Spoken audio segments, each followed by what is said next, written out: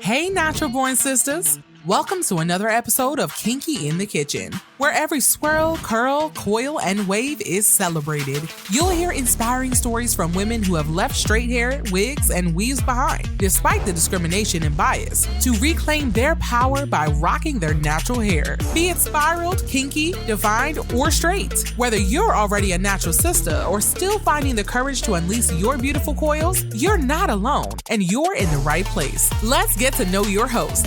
She's passionate about inspiring Black women to rock their natural hair with confidence, teaching our Black natural hair-wearing women how to show up despite hair discrimination and biases. She's natural like you and rocks her kinks in the kitchen loud and proud.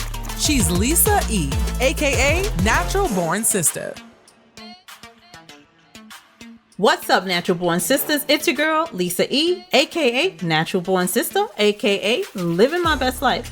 Welcome to the Kinky in the Kitchen podcast, the show that highlights Black women who are rocking their natural hair with confidence despite discrimination and bias. So last week I had a high-level chat with my cousin, Natural Born Sister, Shamiqua Smith, aka Meek as I call her, and it was about the versatility. What that means is she would wear a wig and then she would not. She uses the wig as an option only, not a cover-up as I did when I was trying to transition. She used it as an option to be versatile. She has her license in cosmetology and she knows how to keep it slayed, y'all. She understood the importance of being natural, but the weather did not, which led her to her frustration of dealing with her natural hair. She remains confident about what she does and keeps her options open as it relates to style, texture, and versatility. She knew her strengths and weaknesses when it came to her hair, but our next guest would learn that willpower was the best solution to maintain her natural hair because she would revert back and forth due to the lack of support. She talks about how her hair, her fro, and how it draws people to her and how she encourages others to stop using the creepy crack. She uses the terms, "I'm just checking in on you, sis," to minimize animosity from one sister to another. She makes and sells her own products. She talks about her struggle with alopecia and scalp injections. She's a young beauty, and I love talking with this sister. So let's not hold it up anymore. I give you Natural Born Sister, Miss Taylor Brianna. What's up, Taylor? Hey, Miss Lisa. It's nice to have you on the show. I'm so happy you finally made it. And I know you wanted to do video, but we ended up doing the podcast away, so this is fine. I think we're still going to get a lot out of it. Yes, I just want to start by asking you the same question I asked everyone at the beginning of the podcast. How long have you been wearing your hair natural? I would say about 4 years. Okay, a little bit a lot longer than I have. Well, I've been wearing mine for 20 years, but I always wore wigs under it, but I naturally came all the way out maybe a little over a year ago. So yeah, you got me. Well, how did you wear your hair prior to it being natural? In a perm. Was always perm. I always had, roller sets, things like that. Like when I was a little girl, I think my mom permed my hair at 5. And so I've been wearing a perm up until I want to say 23. Okay. So yeah, it's been a journey. If you don't mind me asking, how old are you now? I'm 26. 26. Okay. See, I wish I started when I was that young. Like, I kind of regret keeping my hair under wraps, but yeah, I really wish I had done it a long time ago because I love it now. It's me, perms Right. and all that. I come up from the time where my grandmother had to always press my hair because it was a convenient thing to do. So having it pressed all the time, you get used to that. You don't know any other way. And then you're introduced to something very natural. And it's like, okay, what do I do with it? I had no idea what to do with mine. So I always kept it under a wig. Right. I understand. I totally understand. I don't know, like when I was I say in high school, I always used to like to wear like big hair. So I still have a perm, but I would wear a lot of braid outs. So I used to love the little fluffy look and everything like that. And then I just got a little older, and I was like, you know what? I'm just gonna cut all this off because Right. I'm tired of getting perms. Like it's not doing anything for me. So, yep. Yeah. So what was that changing point for you to say, you know what, I'm gonna just wear natural? Was it an event that happened that led to it? Or you just said, you know what, that's it. I'm done. I want to wear my natural hair. Um, it actually was actually.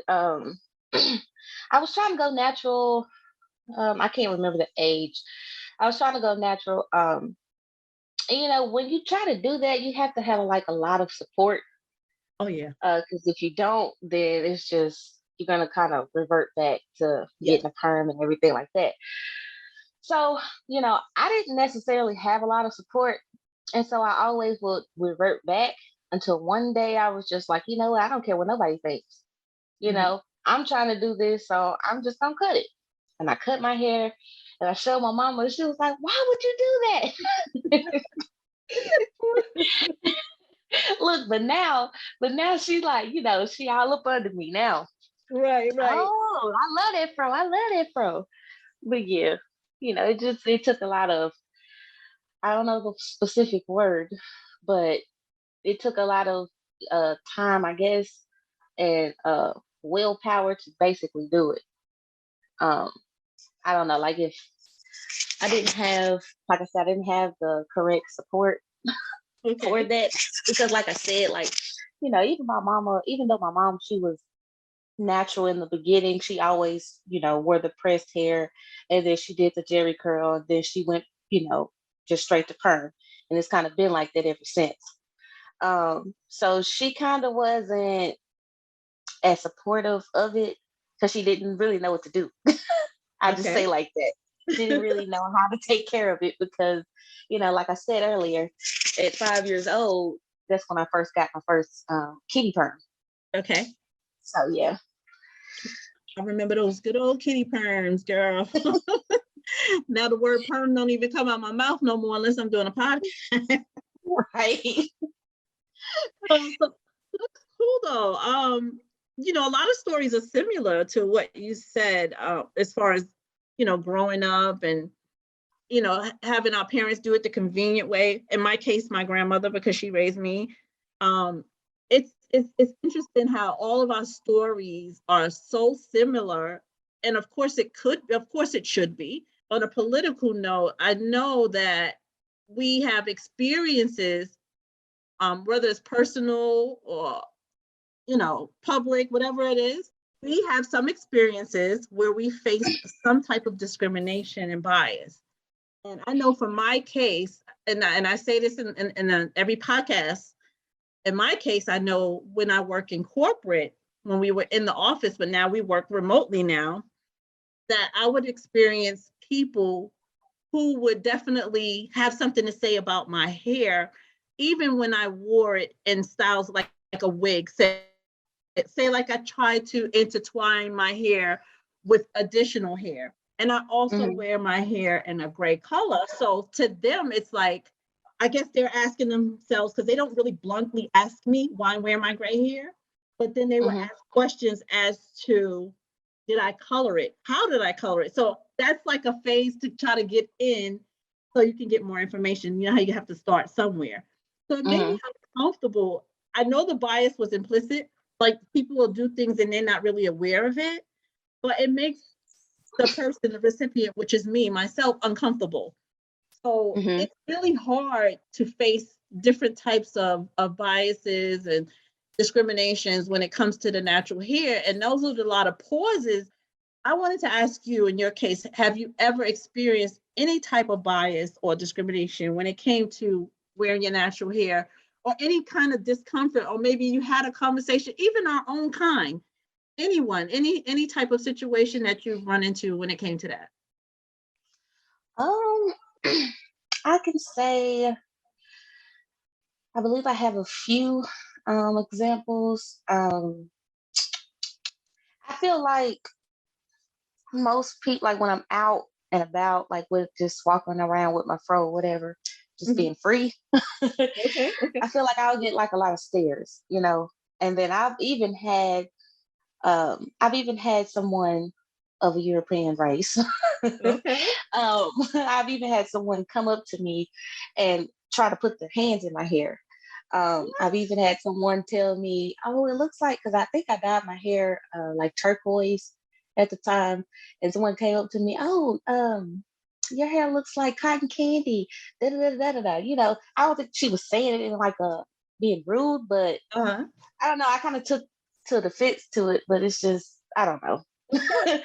um, I think I worked in a call center, and uh, my hair was blonde at the time. Dyed my hair blonde, um, and I kind of just did things on purpose because I mean, I'm gonna wear my hair if you like it or not. You know what I mean? So Okay. I would go in there, you know, with my big fro out. I get a couple compliments, but I also get a couple stares as well. What are you doing? Like, why do you have to come in here with this or whatever? Mm-hmm. um, but I'll just go ahead and go by my day or whatever. I think I had in another previous job, I had one person tell me, um, you can't dye your hair, you can't do this, you can't do that. I'm just like, I mean, I see a lot of people, around here with blue, green, pink hair, and you tell me I can't dye my hair? Why not? Wow. Like, is there some secret animosity? Like, what's going on? I want to know. Right. But yeah, that was pretty much it. I know, like, here lately it's changed because I wrap my hair now a lot more. And we can get into that at a later time, but I wrap my hair more so I don't kind of, get those stares. Well, I do get stares, but they're not as frequent as it was when I had my hair just flowing out. Okay. Um, but yeah, that's pretty much it. Okay. So when you say you wrap it, is there a reason? Are you accommodating those people, or are you just hiding your hair so you don't have to deal with the bullshit? Is it like something like that? Why you do that? No, I wrap my hair basically to protect my energy. I Okay. just like I I've like been that. through I've been through some things with my hair and Hmm. everything like that. And people get jealous, you know what I'm saying? So um This is I true. just prefer to keep my hair hidden sometimes. Now sometimes I'll wear it out, I'll wear it out, but for the most time, if you Hmm. would just catch me 9 times out of 10, I have a Okay. wrap on. Hmm. Okay. So, another question: when you do wear it out, what type of styles you typically wear? Is it the fro, or do you have versatile styles that you wear? Um, Most of the time it's a fro. Majority Okay. of the time, yep, it's a fro. Then sometimes I'll just kind of put some eco styler in it and some shea butter in it and just let my curls pop, put it in like a little puff or something like that, wear it like that. Um, I used to do braids. I don't really do those too much anymore, and we can get into that why I don't do that anymore. Um, but yeah, Okay. that's pretty much it. Sounds like you do have some versatility. I was Hmm. that type of person that I thrived off of versatility when it came to my hair.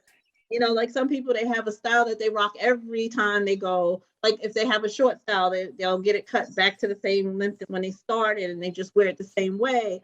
Me, I would try to grow my hair just so I can achieve a particular style, or I knew when I go back to the hairdresser, I was going to get something else.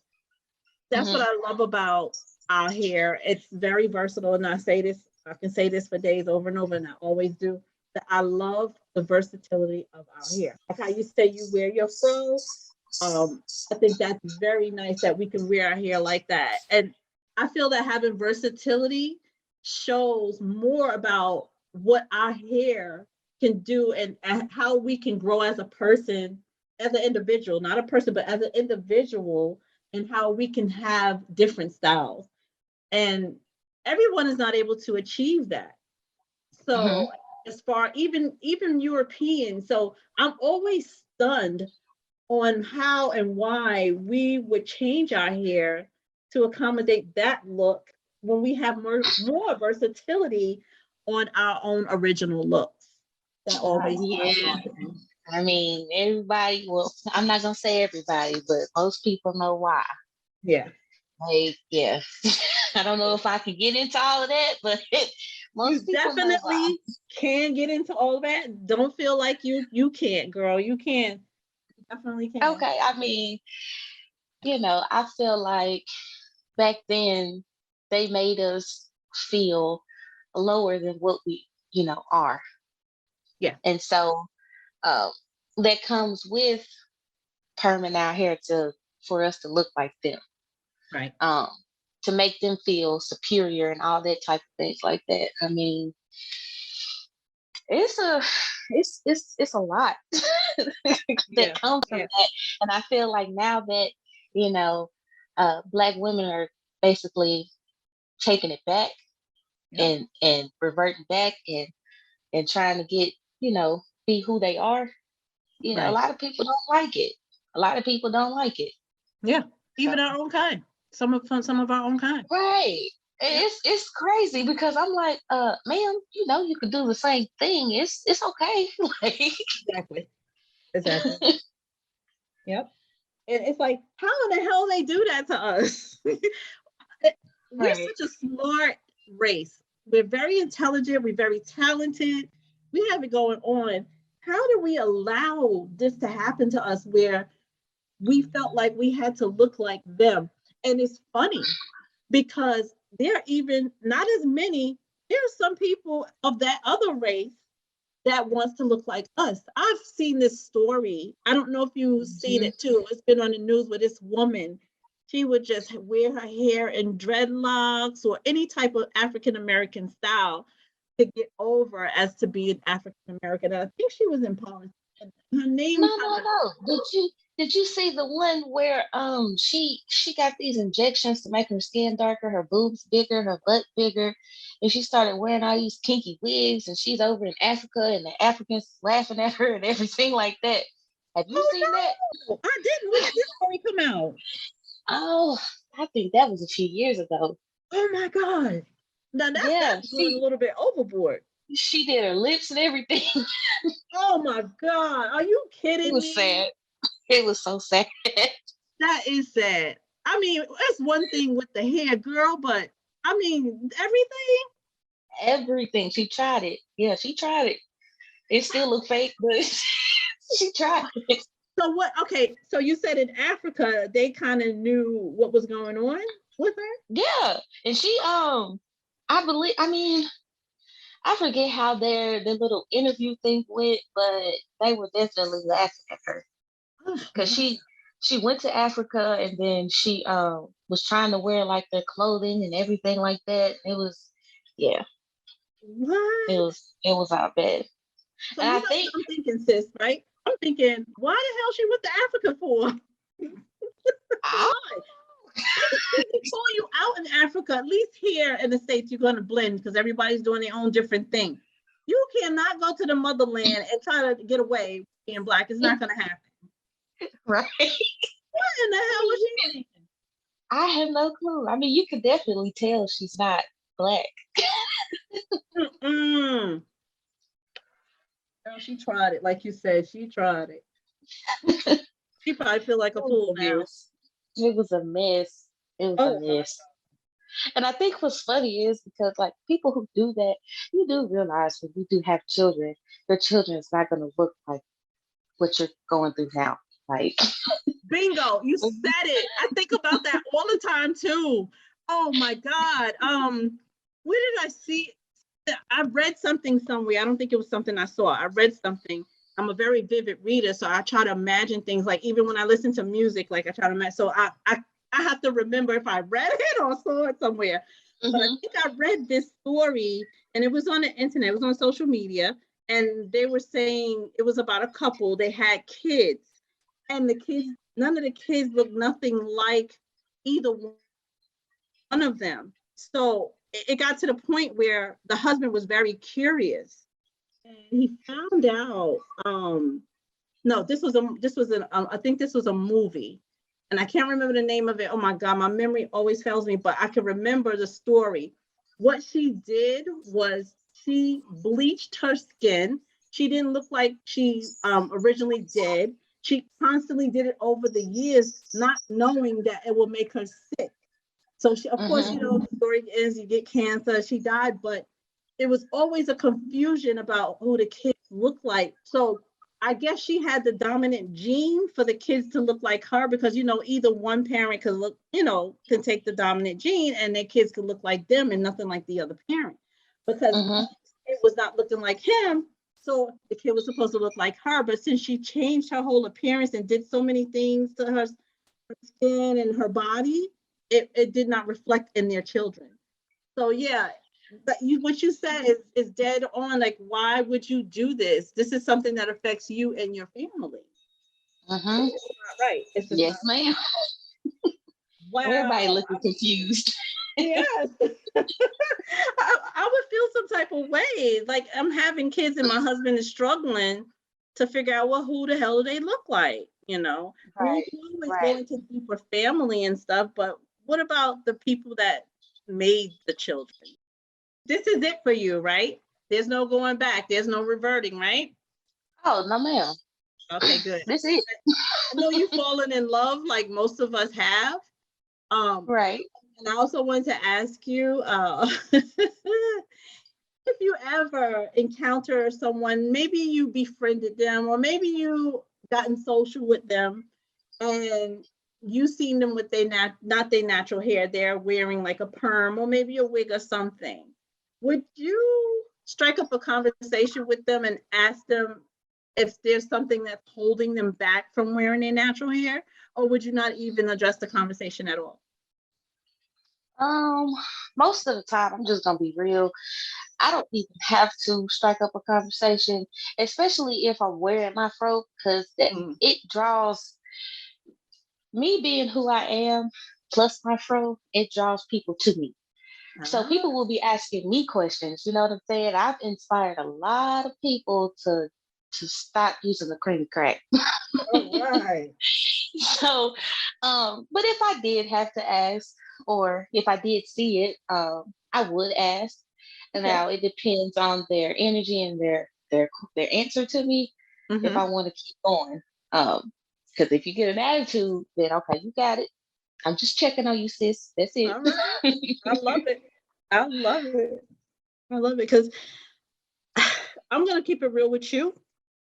I always had I always wanted to, I can say it like this. I always wanted to ask people about them wearing their natural hair if I seen them in a perm or a wig or whatever. But I never do. And but I always get the questions on my end about wearing my natural hair. And this is one of the reasons that made me want to start this podcast, because I'm trying to get, this is my way of asking people instead of asking them when I see them, or if I'm in a conversation with someone, or if I'm out somewhere and I just happen to pass by or whatever. I'm the type of person I can stop you and I can talk about your hair, but I can never ask the question to them directly until now. It wasn't until now that I started this podcast. And I think that's what I needed, because I want to hear everybody's story. And I want to know why you're not wearing your real hair. I feel like the question is a little invasive, because it's like one of those none of your business. But I feel if you're my sister and we have a lot in common, especially with our hair, I feel like I'm not being invasive. I feel like it should be something that we should celebrate together, if that makes sense. Right. Okay. Right. I know most people, the reason may be, oh, I can't tame it, or I can't, it's too nappy, or it's too this, or it's too that. It's easier to just get a braid down and throw a wig on, or, and I get it. But I mean, just, I feel like people, especially like that has like perms and everything, you got to understand, you're putting a chemical in your hair and on your scalp and everything like that. We already have enough problems as it is when it comes to our race. Yes. don't add on to the problems by putting cream Right. crack on your scalp. Like it's too Mhm. much. You're frying your brain cells. You may not be, but I feel like you're I frying feel your that brain too. cells. It's Yep. just, like, let's just not do that. Yeah, girl, I get it. Speaking of products, what type of products do you use on your hair? Is there anything you could recommend for other unnatural born sisters out there? Maybe they can follow your lead on something because it seems like you've been successful with your natural hair. What can you give us? The things that I've used on my hair or use on my hair currently actually would be was it I use Pantene to wash my hair. I use a Sui to condition my hair. And then after all of that, I use my shea butter that I make to moisturize my hair, lock in the moisture. Um, and that's pretty much it.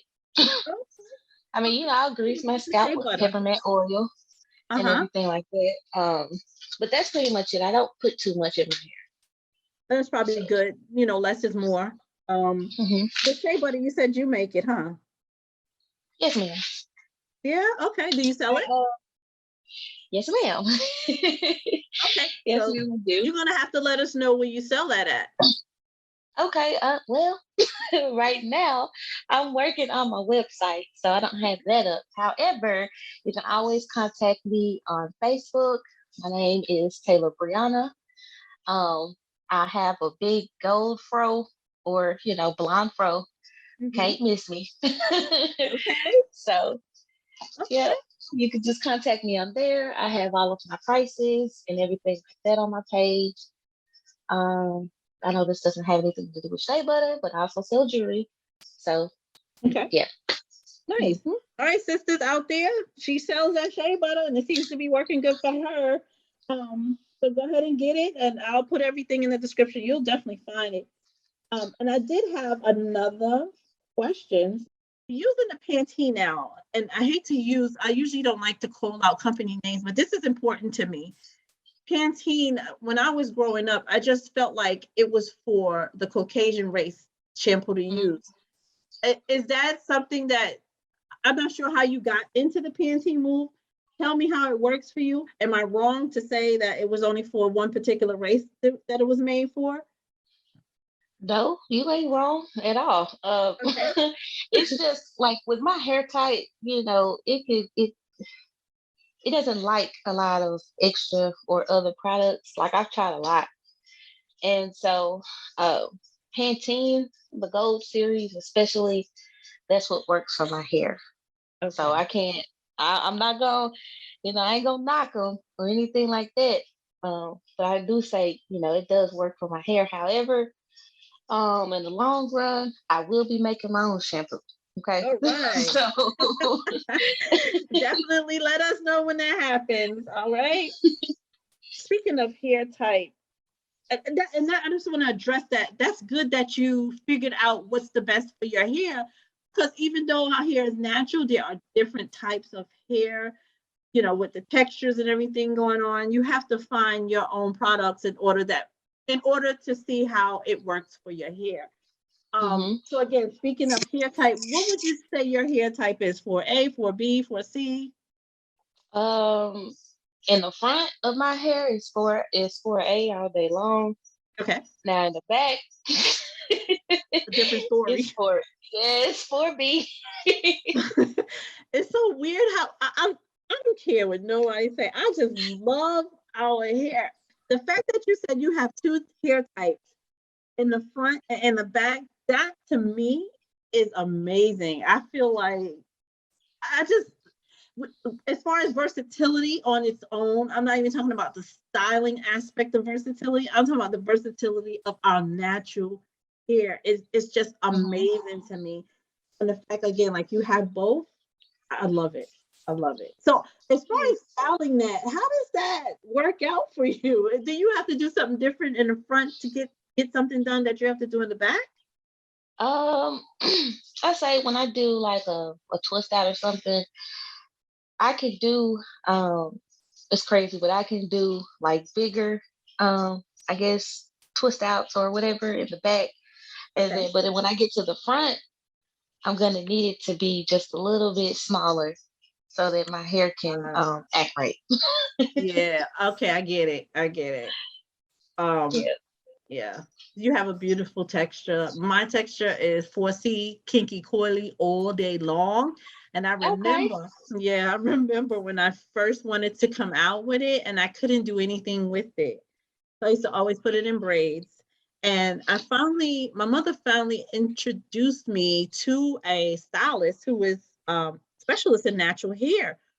Although she wasn't the best stylist, she's an older woman. Although she's not the Mhm. best stylist, but she is great for caring for your hair. Since I've been to her, my hair has grown, um, and it's soft. So I know how to use products that soften my hair now, so that I can Mhm. manage it. Because I swear to you, Taylor, sis, I would comb my hair every time it was wash day, and I would get a headache because I didn't know what the hell I was doing. I was taking combs and combing it from the scalp instead of taking it to the head. Yeah. But even Uh-huh. still, when I learned that, girl, I was still getting headaches because when you're not used to doing something and this is something new for you, you're like, okay, what do I do? So Mhm. is it normal for me to get a headache every time I do my hair? And I thought it was a normal thing, but you learn, and if Right. again, like I said, if we were doing it from when we was younger, we wouldn't be at these stages now where we don't know what we're Right. doing with our hair. Right. I know.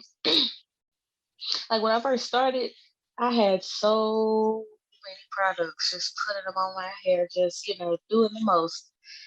And over the years, I just was like, you know what? I don't need all of this. Like, it still don't do the same thing. Like, Hmm.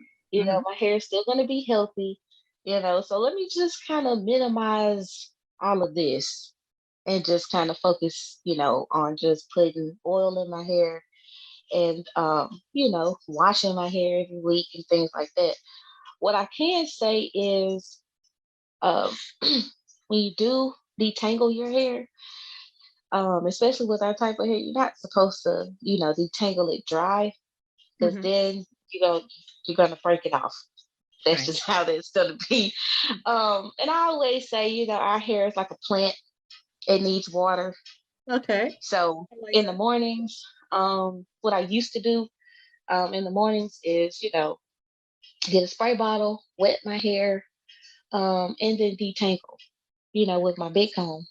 And Hmm. it'll be, I'll be just fine with that.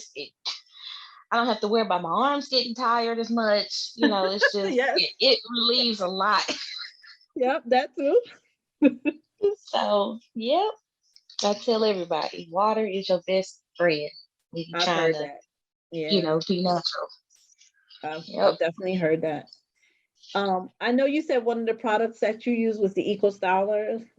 That's really very popular amongst us as far as styling our hair. Hmm. I'm interested in asking you if there's a specific type of Eco Styler that you use because I know Hmm. that, and I just found out because I've been using it to style my hair. It styles my hair very nice. It does a good job on your hair for styling purposes, but I just realized that it was breaking my hair out. And no matter what type of leave-in I used or what type of moisturizer, it's for some reason it still found a reason to attack my hair and break it off and make it brittle. Is there Hmm. any type of eco styler that you use, or is it just the plain gel? Because I know the one I was using was the olive. It had is it olive oil? Yeah. So I thought that would be helpful, but apparently it wasn't. Hmm. So what I use the olive oil as well. I believe that's the green one, right? Yeah, yeah, yeah. So I use that one, and what I do is I put like I put shea butter on before I put the gel on my hair. Okay. And that's just to keep it from being brittle. Because I've experienced that same thing as well. Like without putting anything on my hair, just putting straight eco style on it. Yeah, it'll definitely leave Ah, it brittle. But that's the trick. mhm. So I try to put shea butter on there to kind of be a barrier for that eco styler, and then maybe in a couple of days it'll try to get dry, But then, I'll just redo the process, I guess. Okay. Wet my hair and then put just a little bit more shea butter on there, and then put just a little bit more Eco Styler on there. I try to minimize it to like twice a week because I don't like a lot of buildup, and the Eco Styler will have you flaky if it's too much. Okay. So, Okay. So maybe I can try the shea butter. However, I don't know if you noticed, my hair is gray. It's been gray since I was in my 20s, in my early 20s. And I used to use not dye, not the permanent, but I think it's the rinse. I used to use rinses because I'm a person that I'm not going to double up on chemicals. So if I have a Right. perm in my hair, which I did, I would use the alternative rinse instead of using another full chemical to put on my hair. And I know that with being full gray now, certain products will yellow my hair.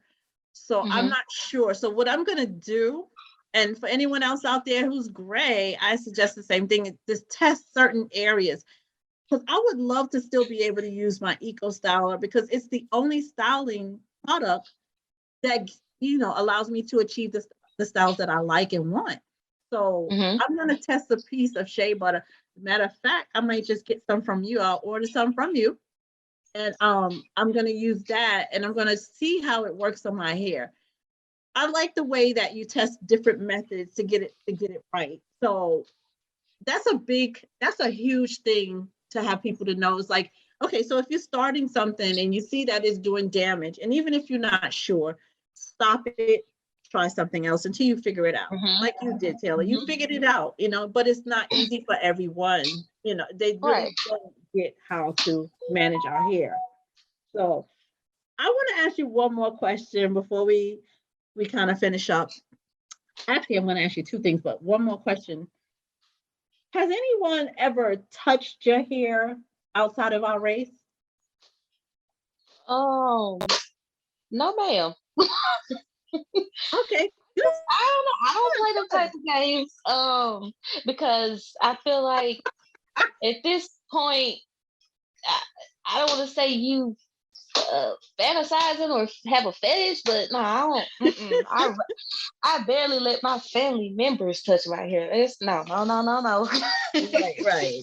I hear you, girl. I hear you. That's a fight right there. That's right. You done started something now. Come on now. You done started something. For real. All right. So, as part of your natural hair journey, is there anything else you would like to share with others? Maybe give them some inspiration because you've already been provided inspiration through this whole thing. And I just want to make sure there's something that you didn't miss or something that you would like to add on that you might bring inspiration or you might share some kind of anything as in regards to your natural hair journey. Yes. I got a few things I want to hit on. But I did forget when you asked me that last question. I did. Someone did touch my hair. Actually, now that I think about it, my cousin, she was working at, I don't know, I'm not gonna say the company, but she was in hair school, and I'm coming up there already to let her do my hair. So my cousin, I'm trying to coach her because she doesn't really know how to deal with natural hair like that. So, and I understand she was trying to also abide by their rules as well, but hey, this is my hair we working on. But so one of the instructors came over and she touched my hair, and I kind of flinched back and I looked at her like, don't do that. And so she kind of just walked off or whatever. And then, when we got finished, I guess I don't think it was the director, but the girl left, and then it was another lady that came up. She was a black woman, and so she wanted to touch she tried to reach her hands in and touch my hair, and I flinched back and looked at her too, like, don't do that. She was like, oh girl, I've been doing hair for years. I'm like, I don't care. Right. Like, I didn't come in here for you. I don't even know you, man. You don't even know me, right? So I think when everything was all said and done, another instructor came up and she was like, "This is a hair school, and we have to touch your hair." And da da da. I'm looking at her, and I'm looking at my cousin like, you better get her, because I'm not trying to mess up your establishment or nothing like that. I'm not trying to get you kicked out of school, nothing like that. So she went back and talked to her and everything like that, and everything was, it was cool after that. But that was the only encounter I've had with somebody trying to touch my hair without my consent. And then another thing I want to touch on is, I've been natural for a few years, but I've also had to endure like I went through a lot of struggles with my hair. Um, when I first cut my hair, it was a little small TWA, it was cute though. And then, as it got bigger, I wanted to put color in it. So, and I was bleaching my hair myself. Now, granted, it was good. It looked good. Like, even the instructor at that specific hair school, she asked me if I wanted to join and all this stuff like that, because she's saying that I, colored my hair myself. However, I tried to, I did bleach my hair and everything like that. I did notice my hair decreasing. And so, it was just like, whatever. But then, I still would put shea butter in it to try to keep it moisturized, but that would only work so much. And then I decided to lock my hair. Oh. And so, yeah, that went okay for a while, but then it started going downhill because I got diagnosed with alopecia at that point. So I had bald spots and everything in my hair. So that made me depressed. Yeah, It made me very discouraging. depressed. So, and then I was, between, because I'm trying to do everything all natural. And then I had basically two options: leave it alone, try to find a natural product to use on my hair to grow it back, or go to the doctor and get scalp injections. So, Okay. I mean, I did try on my own to find a natural remedy to stop, to slow the process down with the alopecia, but I wasn't very successful. So I ended up getting the scalp injections. It did grow my hair back, I will say that. Okay. And right now, I mean, I don't have any problems with it. I feel like the type of alopecia that I had, it really just came with stress. I feel like, because they don't really know what causes alopecia anyway. Right. This is But true. so I kind of like I did my own research, and stress and among a lot of other things could be the cause of it. But I just thought it was stress or whatever, and I don't know, when it grew my hair back out, those scalp injections grew my hair back out. I noticed, like, I'll get another bald spot in another place, and I'll just be thinking like, what am I stressing about? Like, what's going on? Like, I just need to calm myself down and just relax. Yeah. Like, and so once I actually did that, my hair started growing back, and I haven't had a bald spot in maybe, I want to say 6 months to a year. I Oh, want to say wow. that. That's good. Yep, and my I don't get scalp injections anymore as well. So, yep. So that's that. So, the scalp injections, because I've read up on that, because alopecia runs in my family, like I mentioned, and before, because my grandmother, she lost all of her hair to alopecia. Now it looks like my mother's being affected by it, and then me as well, because I have some thinning on the top of my hair. You mentioned the injections, because I even looked into that too. I was like, I really don't want anyone to stick a needle in my scalp. So I was a little afraid of that because of the pain that it may cause. And I'm very particular when it comes to putting stuff in my body. It has to be like Right. life or death situation for me to be able to do it. Even when I was in the hospital with COVID, I did not want them to give me any experimental medication whatsoever. And they asked me every single day. And I kept saying I was coherent enough to be like, to deny it, you know. Mhm. But when I was in the hospital, I had limited speaking. So sometimes I had to write. So it was a little annoying. And I told him, I said, you know what, just don't have anyone ask me anymore because I'm not going to change my mind. So the point that I'm trying to make is, as far as the scalp injections and listening to you, tell the story, it seems to me that it may not have worked. Am I right saying that? Because you're saying now that you kind of figured out what the trigger was, what the stress was, and now you haven't been getting any without taking the injections. Do you think maybe taking the injections wasn't necessary? I really feel like it was necessary, honestly. Okay. I feel like it slowed the alopecia process down a lot, like a lot. Okay. I feel like it slowed it down a lot, and then I feel like also with me not worrying as much, I feel like that played a big part in it too. Okay. So yeah, it kind of, I don't know, that works. I'm not gonna sit here and lie and say it doesn't work. Okay. Because it does work. It definitely slowed that process down. I think I see hair growth within like 2 days. Really? That's nice to know. Definitely. I felt my little my bald spots, and I felt the little pricklies coming out. I was like, oh. I Nice. told my boyfriend, I was like, babe, my hair growing back. Wow, that's nice. So not only that it slows it down, it has potential to make your hair grow back as well. Definitely. Nice. Definitely. I will say, with the scalp injections, I feel like it's dependent on who you get to do it. Okay. My first experience with it, I was scared. I was nervous. I didn't know really what to expect. I don't like watching videos first and then going to the It does place. not help. So I just went. My boyfriend went with me and everything. He held my hand, so sweet. But so I had my doctor come in, and she did it. She put like some vibrating thing on my scalp so I wouldn't feel as much pain. Okay. But it's basic when they put the needle in, it's basically like a little pinch.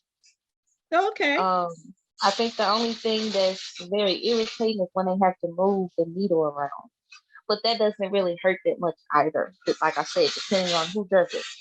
Girl, Now, you said move the needle around. No. Yeah, they have to do that. I can't do no. And so I think that was the doctor who came in and did my first 2 rounds, I think. And then there was always like a nurse with her. She was a Black nurse. And so the third time, I guess my doctor went on vacation or something like that. And the nurse did it actually. And I was like, she did, like, it didn't hurt or anything. I didn't feel anything, like she still had the little vibrating thing sitting on my scalp. So I don't feel anything, but I didn't feel like a pinch. I didn't feel anything. I barely even felt the needle move. Wow. So I think when it was my last time to go back to get my injections, the doctor came in with the nurse, and I just looked at her. I was like, "Hey, can she do it? Like, like I'm not trying to be funny or trying to act no certain. Can she do it? Because yeah." She was like, "What? She doesn't hurt you?" I'm like, "Right." She doesn't there you hurt go. me. So yeah, that was that. But I will say, like I said, it just depends on who you get. And I mean, I don't know. I thank God for that lady because I was really scared. Even the times that I went after my first time. Wow. So, yep. Yeah, it's always that one that can make you feel comfortable. Yep. As soon as you find it, you just always grab it every time it comes around when you need them. Yep. Yes, ma'am. Well, I guess, and I'm thinking the third time when you got it done, I also think the vibration does help. It not only stimulate, but it does help kind of numb it a little bit. but the fact that you said you didn't really feel it, I'm wondering if it's because you did it a couple of times and you're not even really thinking about it. But it could also be that the nurse was very good, because I just had an injection in my arm and I'm like, okay, how long is it going to take for you to see me? Because I don't look. He said, I already did it. I was like, I never had a needle like that before. Like, what did you do? Did you, was it like an air thing? He was like, no, it's a regular. He showed me the needle. I'm like, oh, well, if somebody can do it like that all the time, I could look now. Because I don't look. Right. I don't want nobody sticking me, so I'm not going to look at somebody doing it. So I feel like, I definitely feel like it was the woman. Like, okay. I feel like because the first two times, you know, they hurt. I'm not gonna lie. It hurt. Okay. It felt like a pinch, but it hurt. Okay. Okay. Thanks for keeping it real. So, and then like I said, when I went back, yeah, I didn't really feel anything. I was like, okay, I can dig this. Like, I don't know what Miss Thing had going on, but Oh, that's yes, a good ma'am. story. I love it. So, Well, I just want to, this is the last question. I know I said that was the last one, but I'm curious because it's okay. things really bother me in the media. And I know you was telling me you saw a story about this lady went to Africa. I'm not even going to get into it again. And listeners, if you're listening, you're just going to have to rewind, because that story just kind of struck a nerve with me. It's like, why would you even do that? Is there anything else in the media that ever struck a nerve with you when it came to us wearing like our natural hair? You know, you get these stories about, oh, especially this guy that was in school, they made him cut his locks. You know, things like that get under my Yeah. skin. Is there anything that has ever struck a nerve with you? Um, Definitely stories like that. I would say it's not even really just a story. It's just on social media, period. I don't understand why other races, I'm specifically European, think that it's okay to get braids or wear edges or anything like that. Like, I feel like all of this is kind of turning around, Yeah. and it's kind of biting them in the butt, because deep down you really want to look like us and be us. You just can't. Like, Right. But so what do you think about, but Taylor, what do you think about us doing it? Like we were doing it too at one point. How do um you think they was feeling about that? like I said, I feel like that was due to make them feel superior. That's how I feel. Okay. Um, like, cause then, I mean, you couldn't necessarily go anywhere with a fro or anything. You had to conform to what they look like. Right. Absolutely. So, Absolutely. I agree with that wholeheartedly. mhm. And so I feel like now that we taking our stuff back and we're actually, being who we are, now it's kind of like they're showing their true colors. They trying to be like us. Yeah. They want to be like us. Yeah. That's why they make us feel so bad. But Exactly. It's like now, oh, this wasn't bad after all. I want to try it now. It's like that's how mhm. they thinking. Anything that's ghetto or whatever to us, or Mm-hmm. no, whatever they think is ghetto, um, like maybe 5 years, 10 years later, it becomes a trend. Like, I just seen something on TikTok where these people are calling it squiggly edges or something like that. And Really? I'm just like, what? Like, what's a Girl, squiggly put edge? your hands on that stuff that long. Woo, Like, this doesn't make sense. it Like, doesn't. they come from us. Stop playing. Okay. Exactly. Exactly. And a lot of people don't know that. hmm They just think that they'll take something from us as if they made it. Yeah, absolutely. Yep. Yep. All the time. Yep. All the time. So I don't know. What the thing that bothers me is when I see, a European person out here wearing edges, or, just wearing braids or something like that. And I'm just like, are you confused? Like, Right. What's going on? Why Like do for you me, have these in your hair? Like it's really not doing nothing for you. right. I mean, I don't know. That's just how I feel. But Well, I guess people can have different feelings about it. Like some people might say, "Are you trying to mock us? Like, what are you doing? Like, what? hmm How do you? Where's it come from? You know?" Yeah. right. Taylor, so is there anything that you want to share with us, or something you may have missed that you thought about, that you want to let us know? Yes, actually. So when I was diagnosed with alopecia, I actually cut my dreads off, and then so I kind of started with a clean slate. At the time, my hair was colored; it was turquoise, and so when I cut it off, I was just like, you know what? I'm just gonna chill on the color. Now, I'm not gonna lie, like I've been wanting to color my hair, but I just feel like I just need to be chemical free and just, just let my hair flourish. Right. Um, but yep, that is pretty much it. I do have two dreads in the front and two dreads on the side. So, Interesting. Why is that? um, I really don't know. I I got bored love one day. it. I love it. I got bored one day and I was like, let me just do something different. Uh-huh. However, like before I did all of that, my cousin, she did come up with an idea. Like she wanted her dreads in the back. And Okay. so like, okay. At that point in time where I was in my life, I was like, you know what, let me do something different. So we put two in the front, two on the sides. And whenever I put my hair in a puff or something, I can leave the front two out and put some jewelry on it, or however the case may be. Just Oh, wear it however I cute. want to. Whenever I wear my wraps, I can have one dread out in the front, two out on the side, or whatever. You know, create Girl, a you're little just too illusion, I guess. you're just too cute for me. I can see. I told you I'm a vivid person. Like I try to imagine everything everybody say, and I'm like looking at it now. I'm like, that is so cute.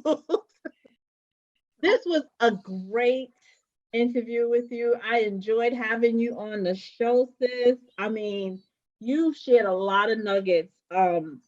As far as your hair journey is concerned, as far as the things that you've even gone through, from perm hair to natural hair, from alopecia, dreads, and styling your hair and the certain products that you use and sell. And if anybody out there listening missed it, just go right back to the beginning. Taylor tells us exactly where to get it from. I'm sure you've inspired a lot of people. Reach out to her on her social media. Let her know how much she's inspired you by her story.